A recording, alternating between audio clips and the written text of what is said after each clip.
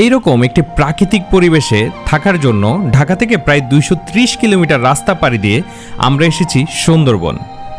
পশুর নদীর পাশ ঘেঁষে এঁকে বেঁকে বয়ে চলা ডাংমারি খাল।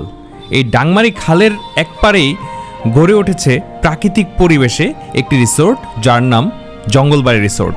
আপনাদের সাথে শেয়ার করব আজকের সুন্দরবন ভ্রমণের অভিজ্ঞতা। এই রিসোর্টে আপনি যতক্ষণ আছেন ততক্ষণ আপনি অনুভব করবেন শুনশান নীরবতা, চারদিকে প্রকৃতির গর্জন।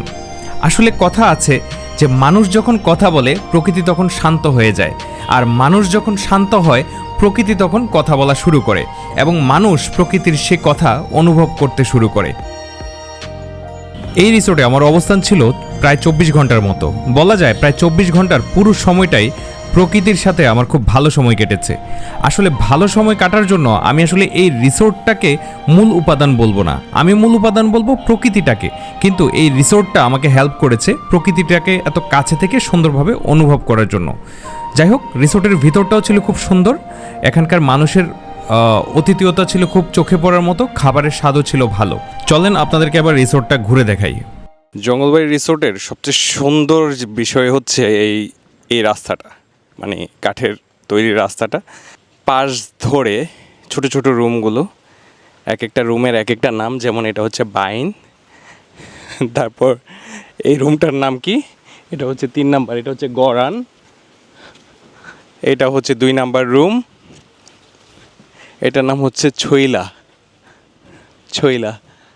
আর এটা হচ্ছে 1 নাম্বার রুম, এটাই আমাদের রুম, এটার নাম হচ্ছে হেতাল, এটা হচ্ছে হেতাল। চলেন আমরা হেতালের ভিতর কি আছে দেখি। রুমটায় ঢুকলেই ভালো লাগে। এটা একটা সেমি ডুপ্লেক্স রুম। এই রুমের সৌন্দর্য হচ্ছে এই দোতলায়ও মানুষ থাকতে পারবে, নিচতলায়ও মানুষ থাকতে পারবে, আর সব কিছু কাঠ দিয়ে তৈরি করা। আমরা কিন্তু ঢাকা থেকে খুলনায় আসছি, খুলনা থেকে মংলায় আসছি, মংলা থেকে 1.5 ঘন্টায় বোট জার্নি করে এখানে আসছি। বাট এই বাতাসটা যখন লাগছে পুরা ক্লান্তি শেষ। বারান্দাটার মধ্যে যখন আসবেন এরপরে যেটা ফিল হবে এটা আর ক্যামেরায় বোঝানো সম্ভব না।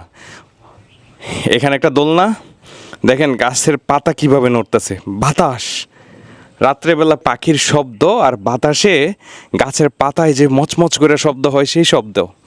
লোভ হচ্ছিল, যাতে মানে জেগে থাকার জন্য লোভ হচ্ছিল। যাই হোক, আমার কাছে রিসোর্টটা ভালো লাগছে, তাই আপনাদেরকে ভিডিও আকারে দেখালাম। আপনাদের ভালো নাও লাগতে পারে, আবার লাগতেও পারে, আবার অনেক বেশি ভালোও লাগতে পারে।